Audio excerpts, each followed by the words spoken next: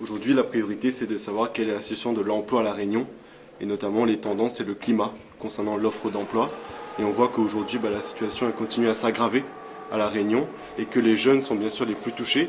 On a vu aujourd'hui une augmentation de la part des jeunes demandeurs d'emploi de longue durée qui est passée de 50% à 64%, ce qui prouve bien qu'aujourd'hui la situation s'empire et que les jeunes sont les premiers touchés. Au-delà de ça, c'était aussi réagir sur aujourd'hui le fonctionnement du Pôle emploi, avec notamment les nouvelles mesures du ministre qui a annoncé 2000 postes supplémentaires pour Pôle emploi. À La Réunion, pour la région Réunion-Mayotte, il y a aujourd'hui 105 postes supplémentaires qui vont être créés, dont 105 CDI pour le fonctionnement du Pôle emploi. 55% des offres d'emploi ne passent pas par Pôle emploi et passent par d'autres canaux.